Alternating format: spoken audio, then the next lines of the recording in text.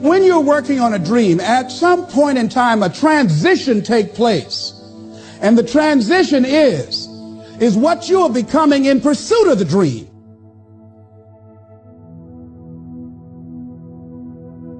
Because even if you don't get the dream, you become such a strong and powerful person. It will so change your life. You can look at something else and say, well, I think I'll go do this then.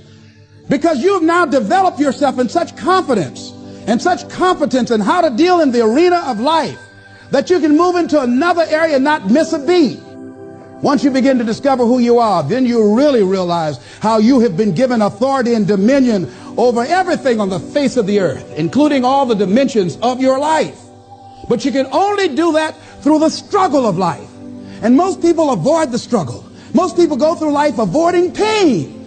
And when you go through life like that, something in you dies. Something in you that you never activate is lying dormant in there, that you never get a chance to call on because you have not challenged yourself. Somebody said the land of familiarity belongs to the dead. That most people like to feel like they're a king in the area of their comfort zone. They only want to do those things that they know how to do well. Osborne said, unless you attempt to do something beyond that which you've already mastered, you will never grow. So if you want to begin to grow, you've got to put something out here that you can't reach easily, that has got to make you stretch, got to make you jump for it, got to make you get back a little bit and dig in so that you can take a leap for it. And maybe you jump up there and you miss it and you skin your knees and you come back again and you bust your lip next time.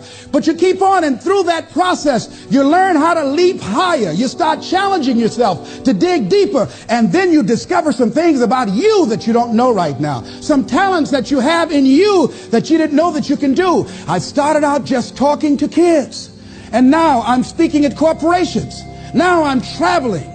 I didn't know I can do this, but had I not given myself a chance, and I'm saying to you, give yourself a chance. Here's something else. If you want to begin to make your stuff happen for you, I think that it's very important that you start trusting yourself. Listen to yourself. Listen to that still small voice within you. Don't try and make everything logical.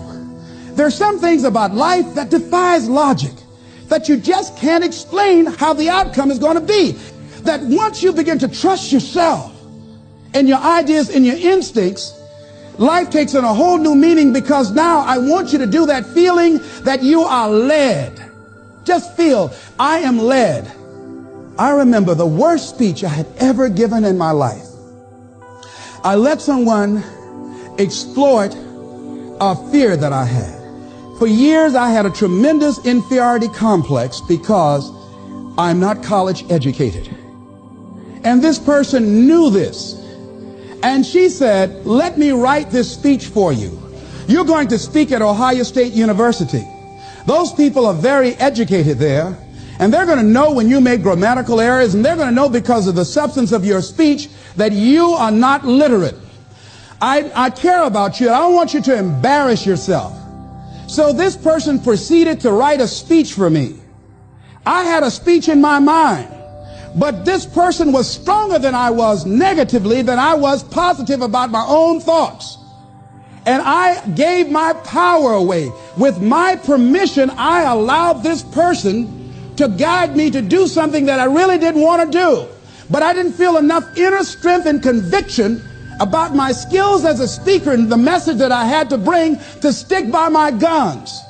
And I got up there at the Ohio Union, and I read this straight speech and did not move and did not take my eyes off the page because I'm not accustomed to reading.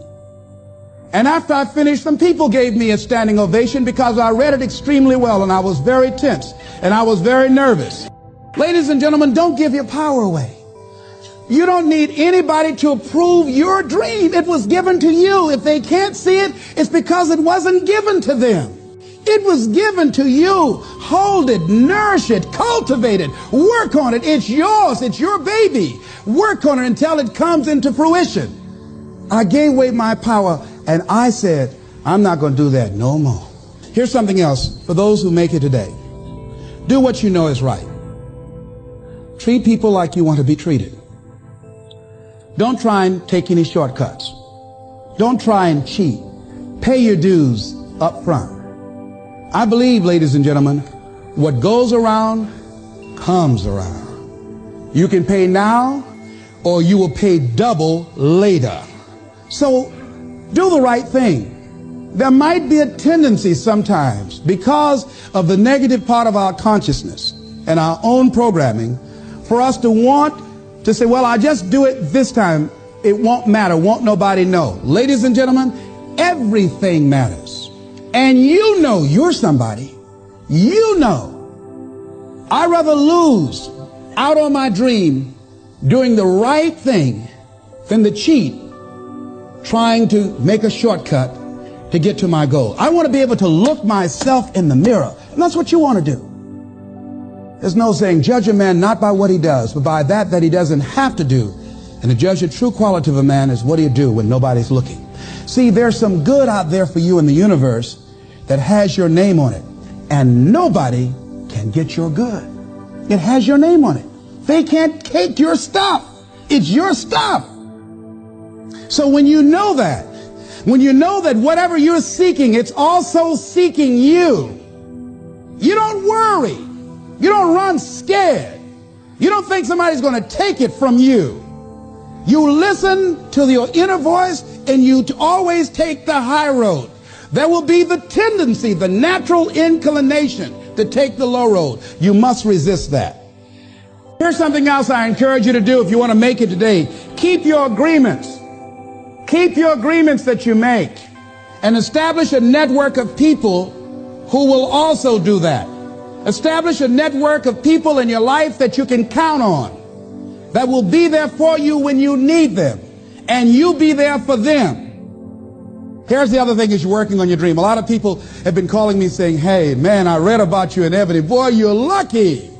Ladies and gentlemen, let me tell you something. Here's something else. 3 P's to have in your life. In working on your dream and doing your life work, you must be patient, persistent, and positive no matter what.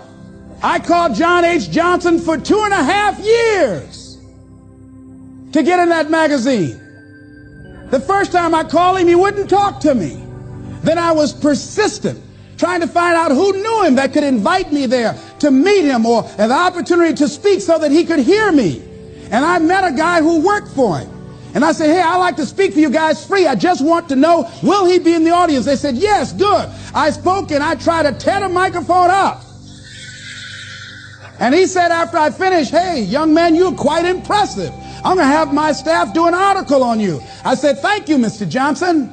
And I sent him information on me, Federal Express.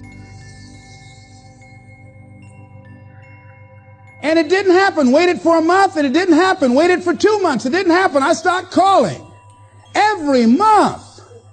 Hello, how are you? May I speak to Mr. Johnson? I'm sorry, he's not available. Tell him Les Brown calling. I just want to say thank you very much for the article when he puts it in. I kept on doing it, kept on calling, sending new articles, sending new information on me, kept on upgrading the information on me, sending him thank you letters. Thank you, Mr. Johnson. I was always positive. I could have gotten negative, saying, where did you lie to me? Why you don't tell me you're going to put me in the magazine and you didn't do it? I could have got an attitude. Be positive no matter what. Because when you are negative, ladies and gentlemen, you're sending out negative energy and you're blocking your good.